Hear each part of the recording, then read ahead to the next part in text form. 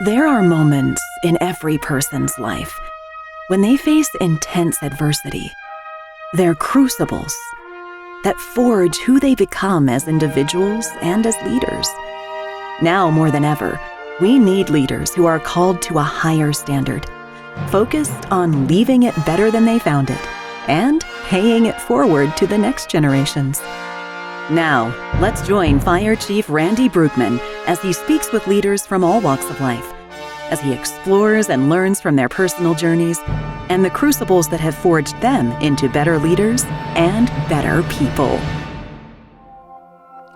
Hi, welcome to the next episode of the Leadership Crucible podcast. Today it's my honor and pleasure to have Blake Wade on the show. Blake currently serves as the Chief Executive Officer of the Native American Cultural and Educational Authority since his appointment on December 1st of 2011. The NACEA is the Oklahoma State agency responsible for building and developing the American Indian Cultural Center and Museum. Prior to assuming this appointment, Wade was president of Oklahoma's Business Roundtable, the primary economic development support organization providing critical private funding in support of the economic development efforts of the governor, lieutenant governor, and the Oklahoma Department of Commerce. Wade served as the executive director of the Oklahoma Historical Society from 1990 to 1999 and the director of the Oklahoma Capitol Complex and Centennial Commemorative Commission beginning August 1st, 1999. He was responsible for overseeing preparation for Oklahoma's centennial commemoration of statehood in 2007. Blake also served in the U.S. Army, and while a major in the U.S. Army, he received 2 Bronze Stars, 3 Vietnam Service Medals, and the Vietnam Cross of Gallantry. A Lawton native, Wade graduated from the University of Oklahoma with a BA in journalism and was a graduate of the Command and General Staff College. Wade participates actively in community organizations, serving on the board of directors for the State Fair, the campaign for the Arcadia Trails Treatment Center that opened in May of 2019, Boy Scouts of America, First Step, and Metro Alliance, director of the USS Oklahoma Memorial at Pearl Harbor, Friends of the Governor's Mansion, the Jim Thorpe Association, Hall of Fame Metro Alliance, and Jasmine Moran Children's Museum. He is the recipient of the 2008 Administrator of the Year Award and receiver of an Emmy Award for the production of Oklahoma Centennial's spectacular Ford Center, November 16, 2007. Well, Blake, welcome to the Leadership Crucible podcast. It's great to have you on the show today.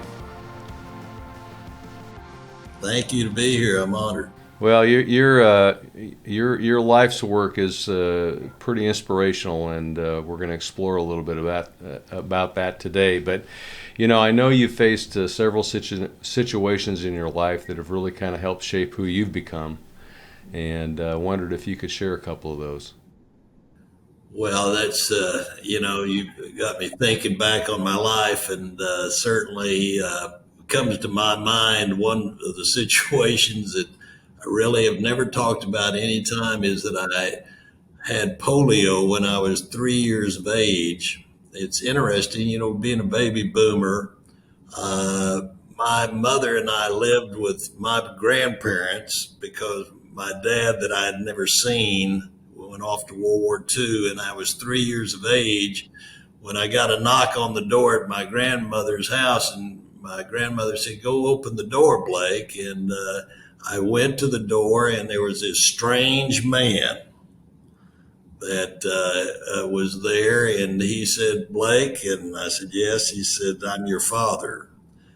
I bring that up because that probably after 3 years of my beginning life and not ever knowing who Dad was, I had all the love I could from my grandmother and my mother and my grandfather. And then all of a sudden, this guy comes into my life that I've got to get to know, and that played a giant role to this day. That little did I ever know how significant that would be, because I never had the feeling that my dad and I were real close. He was a practicing alcoholic. And of course, I just could not stand that in my early part of my life. That's one that comes to my play. And then, of course, going on in life, going to into the military, and then, of course, Vietnam.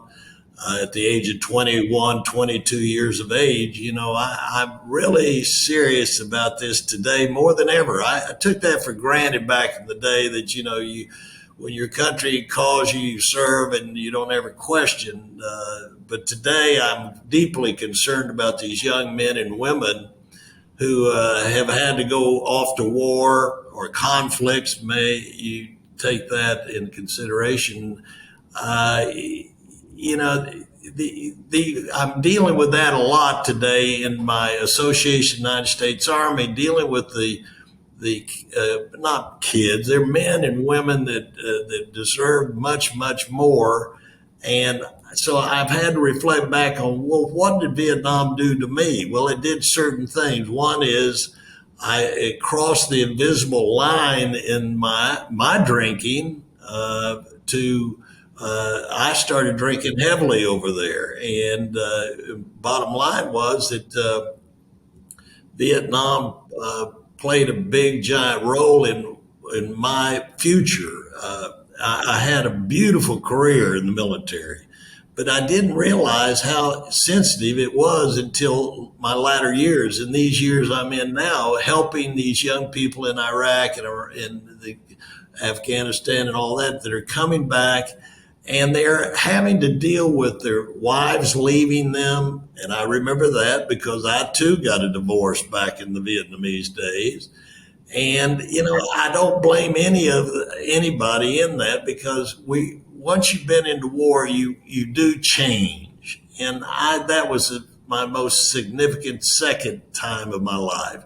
And again, then my recovery from alcoholism was the number one. And 1 September 1983 of my sobriety date, of which I now have 39 years of sobriety. So coupled with all those things, one that comes to my mind is a doctor told me one time, Blake, you've got manic depression and alcoholism. And it is a very true statement. And I want anybody out there to know that if you can quit drinking, then you will not be manic depressed. But the two just tied together. When you've been drinking a lot, you get depressed, and the doctors felt like that was, they couldn't put two and two together. But when the day that I quit drinking, 1 September of 83, I've never been depressed since then. So I've just had to say that out loud. And those are times that have been vital as I look back on my life. So back in those days, I picked up one line that I've still got on my desk, and it must say this, is that Harry Truman said, "It is amazing how much you can accomplish when it doesn't matter who gets the credit." And man, has that been a true statement for me ever since then on all my projects that I've done. As I mentioned to you, once I got to that business of recovery and starting my whole life over, my first project was, of course, putting the racetrack into Oklahoma City. And I kept saying to myself, Blake, if you can not drink anymore, you have got a chance to live a great life. There was a banker here in Oklahoma City at the time that I called to find out what he thought I ought to do with my life. And he said, if I could do it all over again, I would be of service to Oklahoma. And I thought, wow, that's different. I've never thought about that. But that's what happened to me. I came back from Presidio, San Francisco, and my first job was the DeBarlos had the 49ers out there, but they were wanting to put in the racetrack here in Oklahoma City. So I tied up into that, and, I just started proving that I can do things without alcohol. And so that was really, my most important goal was, please help me stay sober so that I can complete a job that I need to do in order to feel better about myself. And that happened. It got me started on my recovery program. Well, can you tell me a little bit about the recovery center that you started for people who are struggling with addictions? Absolutely, Randy. The After a period of time, one of the greatest things in recovery is being of service, as I mentioned to these new young soldiers that are coming back now that are having all those tragedies that I certainly went through in my period of Vietnam. Is that I found out that Oklahoma did not have a place, and I'm going to use this as a specific example. I started at the Betty Ford Center, and I wanted them to come and move to Oklahoma. And I got them somewhat, but it just didn't work back in those days of the 80s and 90s.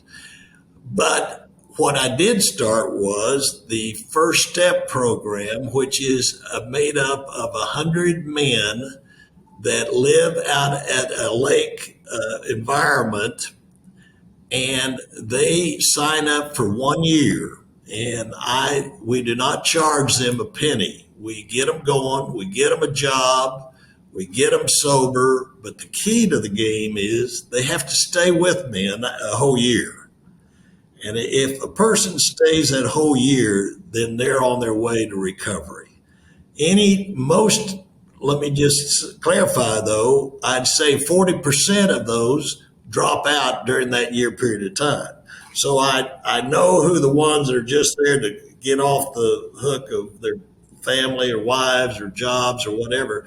But these 60% have proven to me how well they've recovered. We also did a 50 ladies program that's also out by a lake. And that is the same thing. They can bring their children. And where I play a role in this is the financial part of raising the funds in order to happen.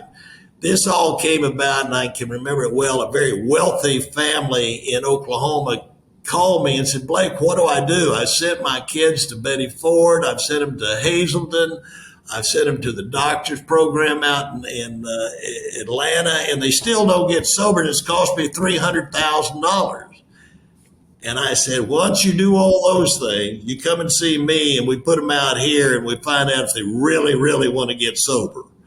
And that has been the key to my kingdom is, okay, I've got to raise the money, but it's so important that when they get down to the absolute bottom and their parents are now saying, we're not going to provide you any more funds, then I'm finding out then is when they get a chance to help themselves. And that has been my key on that. And I'm so glad we did. And now we help raise the money for a treatment center in a hospital area here in Oklahoma City that is second to none. I have Betty Ford and Hazleton joining together to run it. And it is a marvelous program that we needed in the Midwest, like Betty Ford out on the West Coast. Now we've got one in the Midwest in Texas, Kansas, Missouri, and all these states are coming here and bringing their people here. And, they have to pay, but it's another alternative for getting recovery.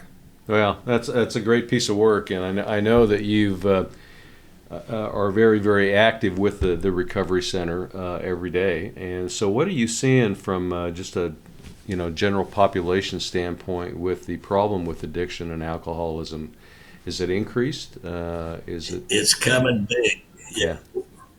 Randy, it's. I wish I could say it's getting less. It's getting more. I also am now tied, of course, to the casinos of the 39 Indian tribes that I represent right now, and I'm asking my chiefs and my governors, anything we do with casinos, you've got to promise me we have an addiction solution to recovery from gambling. It's just another area that I did not ever realize, how it is that you can take your family's milk money and go out to a casino and lose it all and then start drinking to boot, and then you end up being divorced, and it just goes on and on. Yeah, it's kind of a bad road, isn't it?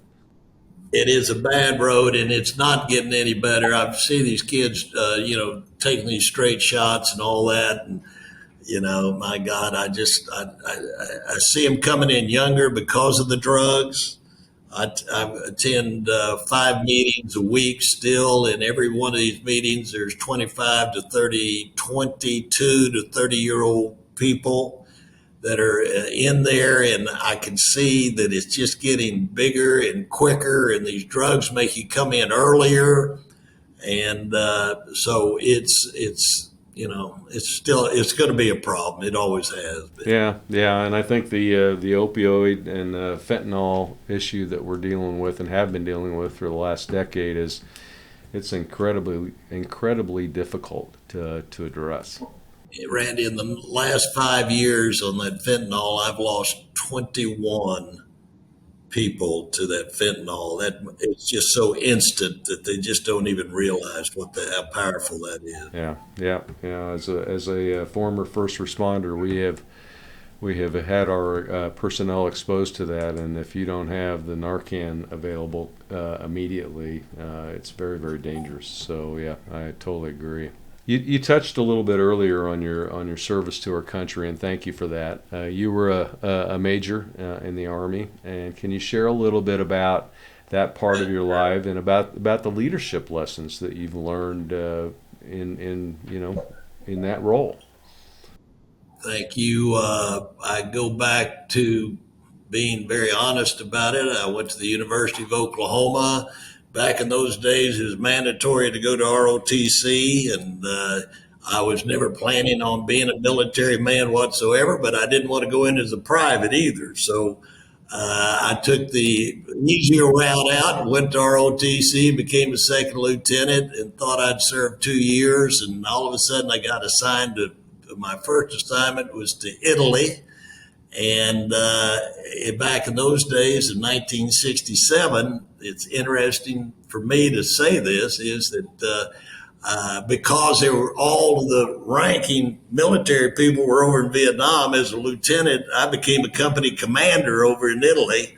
And that started my life on a kind of a grown-up deal. But what I do remember over there was that 50 years later, I took my present wife over to Italy, and they let me into Camp Darby where I was stationed, went to that same barracks that I had 200 troops at that time, and walked in there, and they had all the pictures of company commanders going back to 1948. And lo and behold, I saw my picture 50 years ago as a lieutenant. And I just said, look at there. That's how young I was back in those days. But then I got to go to Vietnam, and it was not an easy time for me. I became an aide de camp to a general later on after serving out in the boondocks. And that was another traumatic experience for me, is to see, and I want to tell this story because the general and I he took me to a place over where the hospitals were, and we went into a bay area of 100 men that were trying to come off of opiates. And over in Vietnam, they were everywhere. And I walked in there, Randy, and all I could hear to this day was the screaming of the withdrawals of trying to come off these drugs because they were not going to allow them to come back to the United States until they were off of them.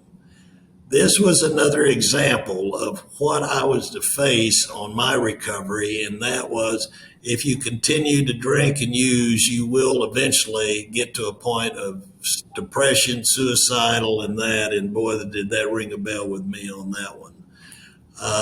Leadership came very much from that time period of you treat people right and they're going to treat you right. And that was certainly the way that as a company commander is what I learned. As a aide to a general, it was more so to help him understand what the younger people were going through and the disasters that were happening in Vietnam on not winning the war. And I can go on and on about that. But, being a personnel person, of helping and caring about people. It will be what I believe is, if there's a leadership quality that I have, is I care so much about the human beings. I care about your well-being. I understand. I had a lieutenant under me over there that went back R&R, and his wife was, of course, messing around, and he came back and he put a gun to his head, and I'll never forget, what did I do wrong? What could I have done? And those were the moral things that I just was having so much trouble with. And I'll end this war period in this way. When it was time for me to come back to the United States, I had about 5 or 6 of my African Americans with me that served underneath me. And I had them with me all the way to Travis Air Base in California, when we were told not to wear uniforms, that they would be rebelling and protesting outside of the gates, that we were ever there, and for us to take off our fatigues, the uniforms we had on for Vietnam, and to quietly get out of San Francisco as quickly as possible. Well, Randy, back in those days, I thought that we were all there to support the United States of America. And how could this be so wrong with what was happening within our own country? And I can give you an example. I took my men down to San Francisco because we were leaving the next day to go to everywhere else in the world. And the hotel would not allow my 5 men, African Americans, to go into the hotel with me. And I put them in my room and we slept on the floor. I tell that as a brutal story that I'll remember for all my life. Here I was, a comrade with these men. These men were my men, and they lived through that. We lost a lot of them, but I could not believe that they could be so rude to think that I was not going to take care of them. And that still rings a real strong part of my life. Yeah, it was a really difficult time for our country, and I'm pleased in one respect that we finally honored the sacrifice and the effort that our Vietnam vets have put in on behalf of the United States, and again, thank you for that. I feel that same thing. With the Associated United States Army, I have to go up to Walter Reed with the young men that have lost amputees and all legs and arms and all that stuff. I couldn't do it for the first couple of times, but I've since grown to know that if I'm going to help anybody, I've got to help these Oklahomans that are in distress, and that I don't feel a lot of people really understand or care about these people. So, I just take it real seriously. And quite honestly, I shouldn't even be talking about it right now, but I for some reason want to. Well, I appreciate that. You've run a lot of large organizations throughout your life, and what challenges do you find yourself repeatedly having to deal with when you move organizations forward? When you got people, you got problems, Randy. I'll just say that. Yeah. I'm amazed at how human beings, always, want to take advantage of their bosses or whatever. I guess I'm an easy push because, I really care about their concerns at home, their kids, their wives, etc. And so, that's probably one of the biggest areas of my concern. I go in there and let me give you an example. It was with the Oklahoma Historical Society. I'd finished the racetrack. The governor of the state of Oklahoma wanted me to come out and talk about the Oklahoma Historical Society. I told the governor, I said, Governor, I'll be honest with you, I do not have a PhD in history.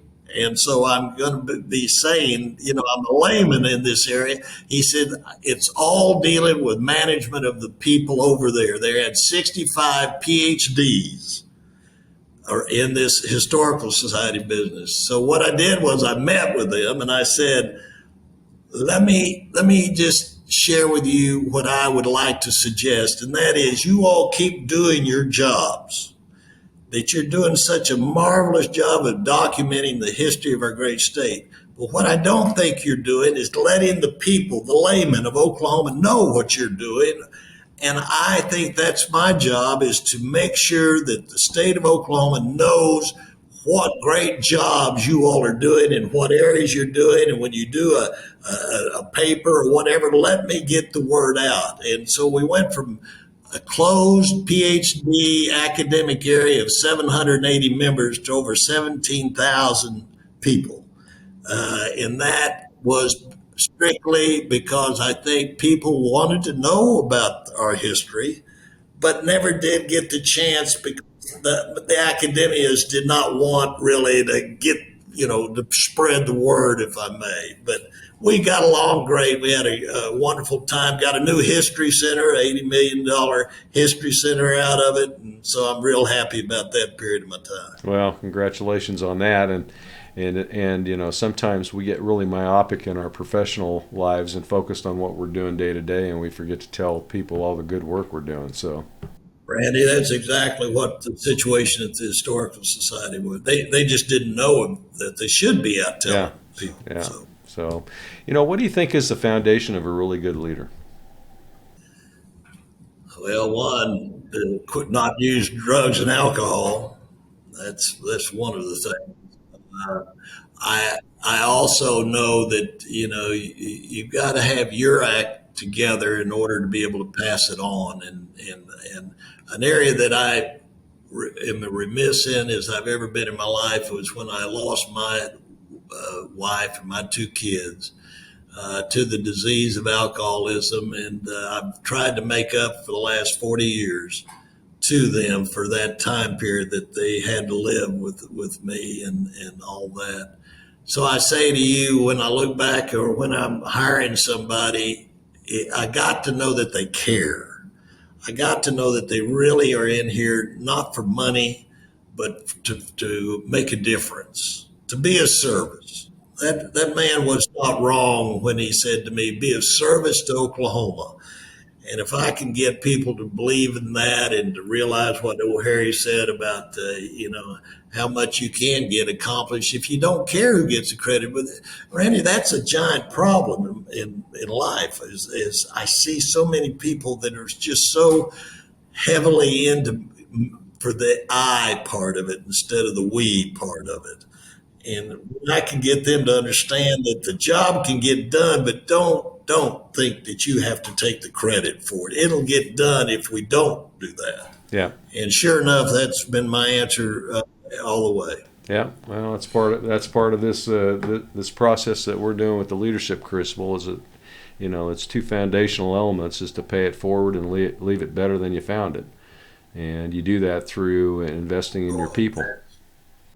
That's it. You're nailing it. I'm so glad you guys are spreading that word because, at this time in our lives, politically, spiritually, we've got to really pay attention to this because, I was scared to death we were going to lose democracy in the last year or two. So, it scared me, and so I hope that we can get it all together and be together again. That would be, if anything in the world I don't want is for us all to get divided and start fighting each other.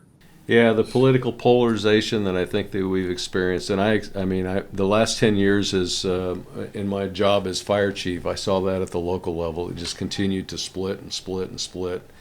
And the factions on local government was just, it wasn't about the services that we should be providing. It was about who was going to win politically. And when it gets to being who's going to win politically and you forget about the service, that's when we get into trouble. And Randy, I can't go any further without saying that my summer months in high school at a little private Catholic school I went to, I was offered a job at the main fire station in Lawton, Oklahoma, where I got to spend all summer, every other day, 24 on, 24 off, working for the fire station. It was my most memorable, wonderful time of my life. You talk about a leadership deal. that was probably my start. Think about being a sophomore, junior in high school, and to be able to get a summer job at a fire station and going out on those fire trucks and doing hoses. I mean, I learned more for those guys than I'll ever forget. And to this day, love to go by that same main fire station and say hello and have one of the best lunches I've ever had in my life. So I just had to get. Yeah, that was really. I don't ever talk about that, but it was wonderful. Well, there's a lot of great leaders in the fire and emergency services, and I'm glad you got to You experience got a it. little bit about that. They were there for me and helped me with my leadership too. That's good. So, what advice would you give to the next generation in respect to making a difference in their life journey? Oh golly, that's such a. I don't. I want to be honest right now. I don't know if I can go through it again with all the trials and tribulations that are going on. One thing I think I believe in, and I'm going to say it out loud, is that I'm not so sure every man and every young man and woman, especially today with women coming in the military. I didn't have the women in the military when I was there, except for nurses at the hospitals. Is the business of oh golly, I don't know what I want to say is one, be real aware of your situations with if you are going in the military. What I wanted to do is say that I'd love for every 18 to 19-year-old person needs to do some kind of service to their country, whether that be join the military or just a local group or whatever, just to kind of give back. I don't see that happening as much as I'd like to. That, giving 2 years of your life for your country is not that bad of a deal. In fact, I think you can learn a heck of a lot compared to these young men and women that come into my office right now. They want $100,000 a year job, and they don't like the 8 to 5. Yeah. Now I have trouble, Randy, with sitting down and chatting about that when in fact, that was a part of responsibility, being on time, caring. Those are the things that I would like a young man and woman to at least consider. The thought is, you got your whole life to get out there and find a profession. But what about this little deal of giving back to your country? Yeah, no, I couldn't agree more. I think Israel does that, don't they? They require a two-year commitment of some type of service to their country, and I think when you do that at a young age, it helps to kind of build a foundational element for the rest of your life because it helps you to get perspective. And nothing wrong with the police force, the firemen, and all of these areas you can fit into whatever desires or whatever you would like to learn about. And certainly there are plenty of opportunities, but I don't know if I feel that. I seem like the young people are right now. They're really, really wanting to get out and make a fortune, and that worries me.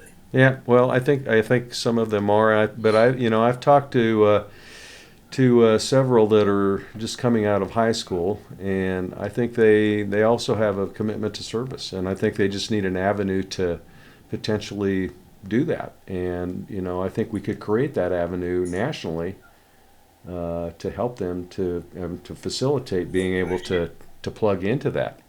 Randy, you seem to be perfect for that role. Well, yeah. Well, that's a whole nother discussion. Last question for you, Blake, is what are 4 or 5 takeaways that you would like to leave with the audience today that may help them to become a better person as they move through their life and a better leader in whatever they're doing? Well, I have a picture over here on my desk over here of General Patton, and I studied a great deal of military tactics from my elders, my guys that served in World War II, like that dad that I didn't know until I was 3 years of age. For young people today, I wish they would maybe take a moment to kind of think about their own dad and mother and what all the sacrifices they've had to do in order to help. And many people maybe didn't have a dad and mother. These situations to me are so sensitive and so important that each individual needs to have that time and to kind of overlook their situation and to see, what they can do to be a better person. The whole world is so exciting to me today that they have these opportunities. But as we talked about earlier, but let's don't forget, how lucky we are in this country, and just watch Ukraine and what's happening there. We'll make that happen. Thank you, Blake, so much. The terrible Happy holidays. Problems with war is just, I just don't think our younger people understand, how tough and difficult it is to go into these conflicts. So I say in a simple way that I just wish them the very best and wish that they would listen to your podcast and get some guidance and direction in life. And maybe one of them is just be of service to their local area, to their family, and to their state, and to their country. Yeah, I think that's well stated, and I would add one thing. I think that, no matter what track you take in your life, there's a level of personal accountability that you have to bring to the table to be successful. And without personal accountability, Amen. You're not going to be successful, whatever you do. Randy, you nailed it. I sponsor right now about 6 good, solid, 2 doctors, a lawyer, and some people on the street. And I can say to you today that the most enjoyable time of my life is being of help to another human being. Yeah, totally agree.